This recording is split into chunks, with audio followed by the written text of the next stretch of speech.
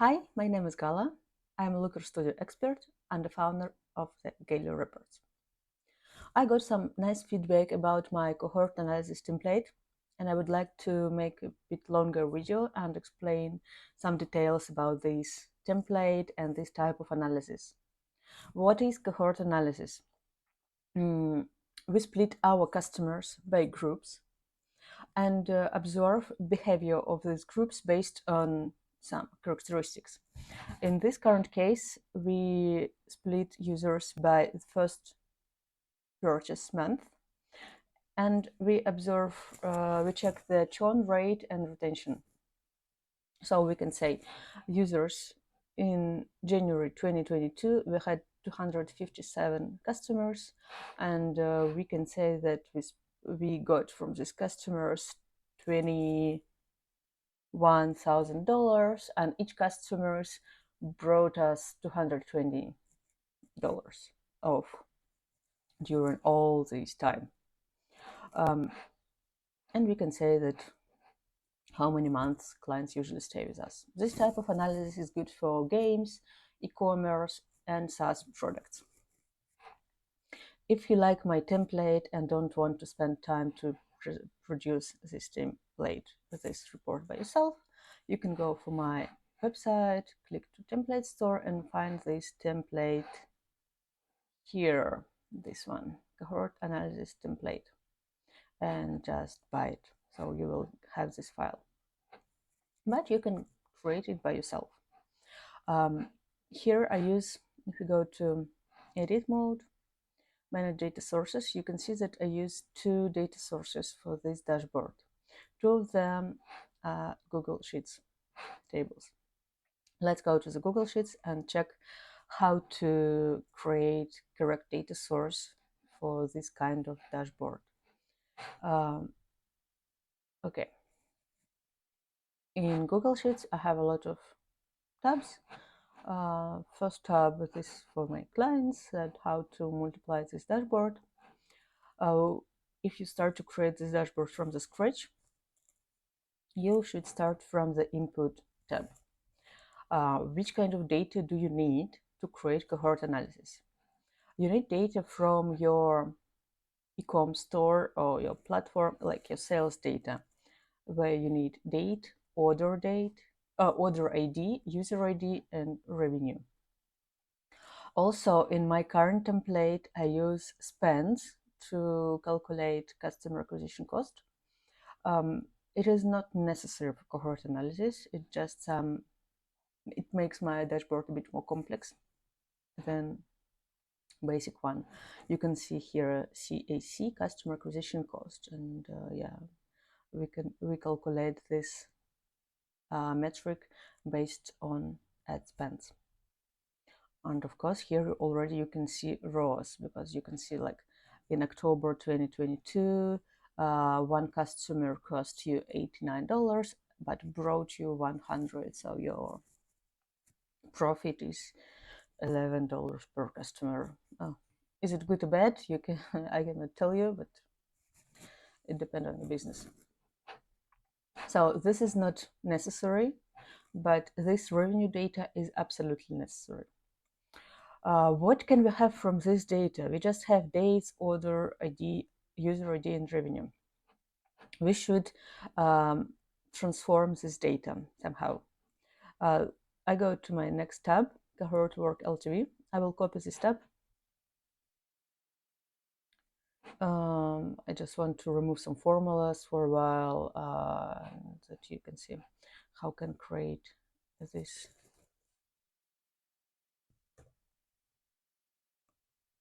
I will remove. So how do we start? We start from our main columns, the same as we had here, date, order ID, user ID, revenue. We just copy these columns to our transformation table. You can do it on the same tab, actually, as you prefer. I like, for my case, I needed this option. So I use formula. This is blue cell. Formula is I open bracket and I just do link for columns A, D from the input tab.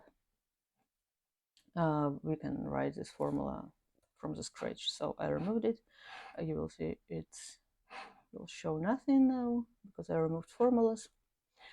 So you have just empty tab. You click enter, open shift and open figure bracket. Then go to your input tab. You select columns that you need.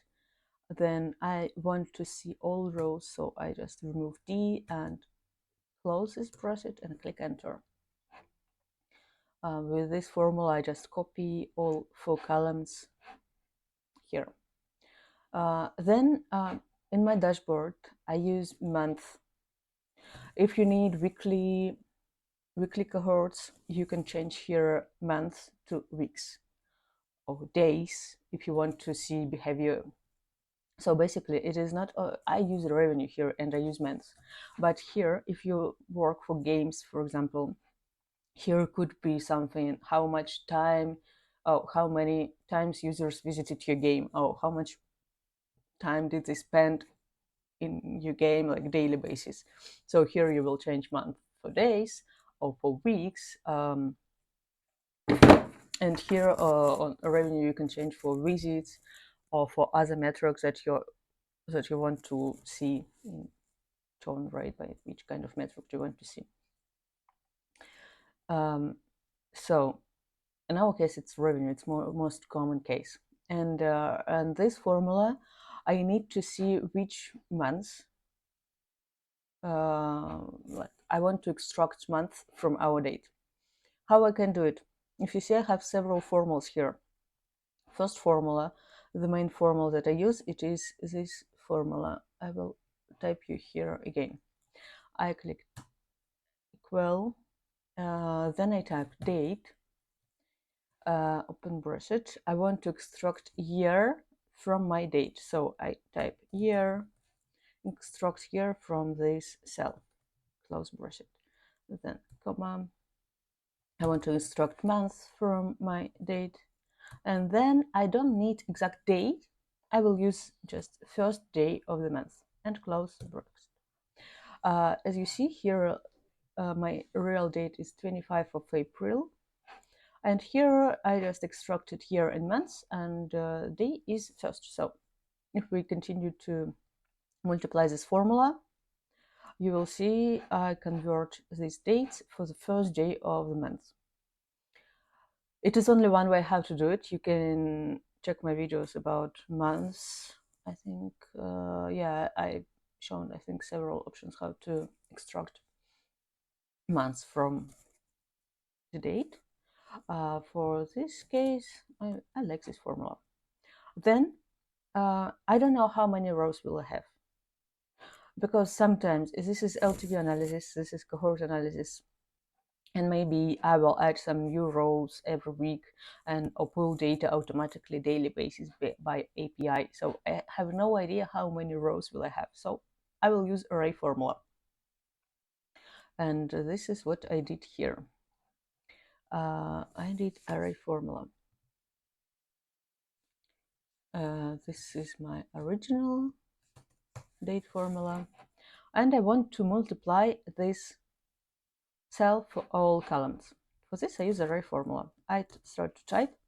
I have this in tips array formula. Then I can just do like this.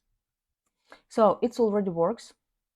I can see that my array formula multiplies. But if I go down and I see some rows where I don't have date, here I will have like really weird number, like 3,799 here. Yeah, it's I'm not sure that Google Sheets will work this time. I have no idea what will happen.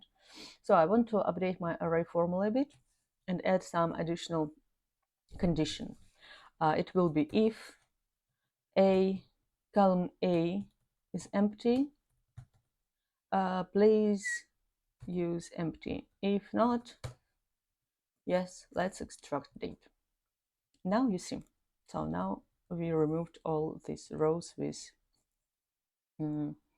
weird huge here. Then to split our users by cohorts, we have to find the first sale month. First of all, we will try to find the first sale for each user. How I do it? I use formula. Yeah, let's see which formula do I use here. I use formula minimum ifs. It could be, let's if it mean could be mean, but we need mean ifs formula. What we do here, we try to find minimum from column A if column C is equal to C2. So we, by this formula, we checked column C, column user ID, and we find the minimum date for each users. And here again, I would like to use if A2 is 0 or is empty. Yeah, let's change it. Here I cannot use array formula with this. If you know how to do it, please let me know. I just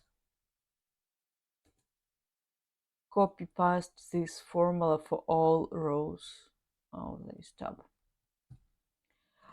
Same logic that we extracted month and year for our current order date. We extract first sale month. The same logic of the formula, so date, extract year, extract month. Yeah, correct. Extract year, month, and change first sale date for first day of the month. Just apply for the first sale. Same thing we do with the last sale. So we have to find not only first sale, we have to find the last sale date for each user. Based on this information, we can say like how many months every user stayed with us. We use the same logic as we used for the first sale. We use minimum. For the last sale, we use the maximum date for each user. And that's the same formula. Again, same formula, we convert this last sale to last sale month. That is it. This is what we did here. So let's repeat. We extracted month and year from date. We found first sale month, last sale, and last sale month. This is our base. And then we start to count some metrics that we need for our dashboard. Current sale month.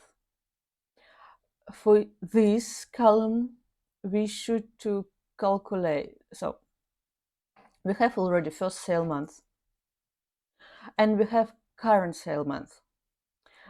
So we just need to find the difference between these 2 months.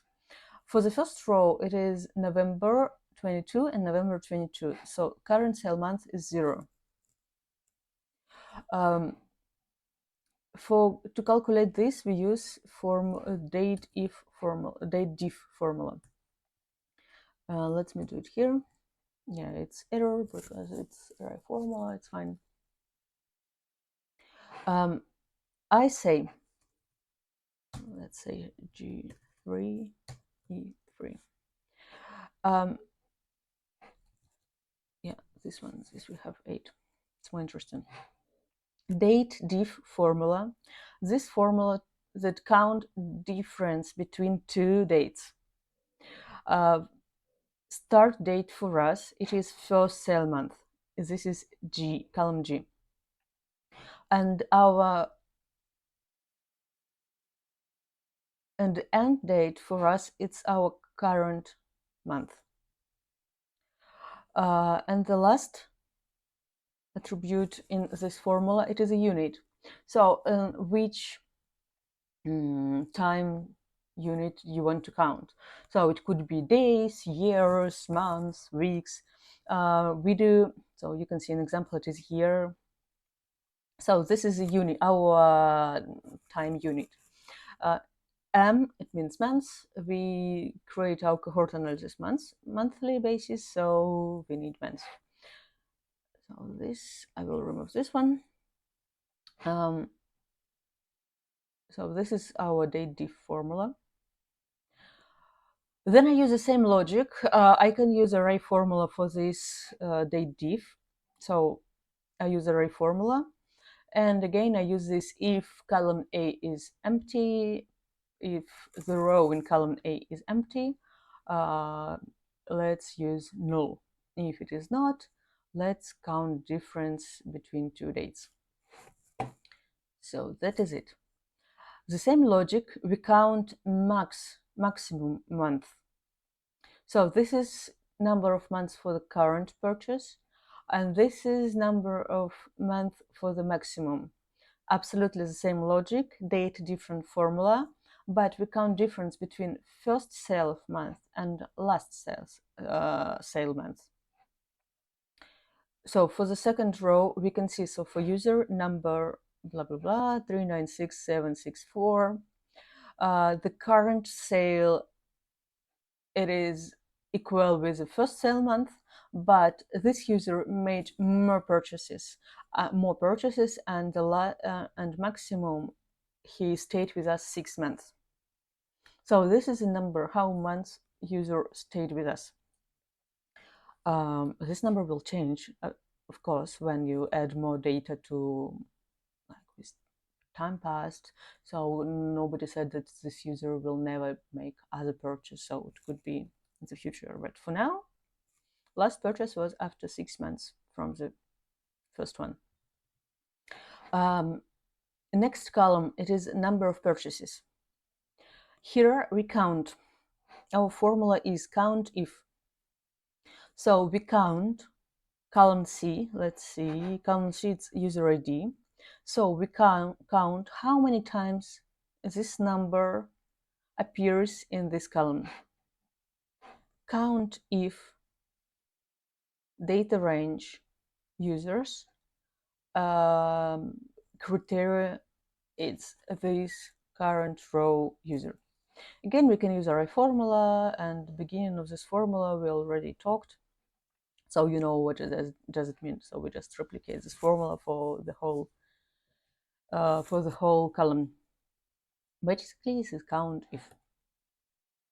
So we can say that the first user made only one purchase, second one made two purchases. So you can see the first purchase was in April, in April 22, and the last purchase was in October, but he did only two purchases. So okay, it's possible. Yeah, this we need to count, like how often users come back for us. Then bigger this number, then better. Of course, yeah, like when users make more purchases is better for our revenue. We didn't spend more money to attract this user, so it's really important metric. So we finished with this group of parameters.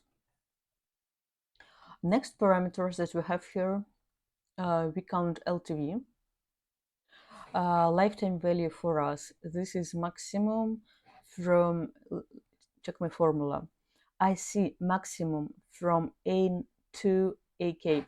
So these columns from N to AK, this is months. How many months users, like, for example, this is months number 0. Good example, the first row, user number 394098. He made only one purchase. We can see it here. And of course, it was month number 0. So we checked if, see this formula. Let's remove beginner of this formula. What do we check? If N1, this title of this column N1, is the same as day 2. Day 2, it is current month sale, current sale month. Our current sale month is 0, column number 0. So please uh, use a revenue for this. So if title of the column is the same as the current sale month, we use revenue. Revenue for this sale is 107, so we put here 107. I will replicate this formula for this whole line, for the whole column. So I add the same stuff, like if column A is empty, please use null. Okay. Same logic for all these columns. So if current sale month is 1, please add here revenue. We can see that we can see this for this row. For this user 396289. For this user revenue, for this user and this sale revenue is 93. First sale was in December 2022. The current sale is related to January, so 1 month's difference. Here in the current sale month, we have 1, column 1. This column O has title 1, so we put our revenue here. The same logic, we add all revenues. So we split our revenue from our purchases by month, which when this purchase was made, and LTV. Actually, here we don't need it. This LTV is not correct number, so because it should be not maximum, it should be sum of this. So don't care. We will calculate correct LTV on the next tabs. So for this, I just put it. It's not necessary. You can even remove this column. It's fine. We just need to, our main goal here, to split our revenue by month. So what is really important for these columns? And already here on this level, if we calculate sum, we can say so. We can say in which month from the first sale for each user this purchase was made. Wow. I think it's already quite long video, and I still, I can remove the stuff because, I have, I made copy in the beginning, so, and we just observed. And this Google Sheets, we have pivot table, pivot LTV, cohort count work. Oh my God. Yeah, we have several more tabs here. I think I will stop this video, and next video we will observe these pivot, Looke Studio, and this cohort work count. Hope you like it. Remember, if you don't want to create these Google Sheets from the scratch, you can buy it in my store. If you want to learn Looke Studio, please subscribe, apply for my online course about Looke Studio. Link you can find below this video. If you have comments, please let me know. And see you on the next video. We will continue to observe this nice report.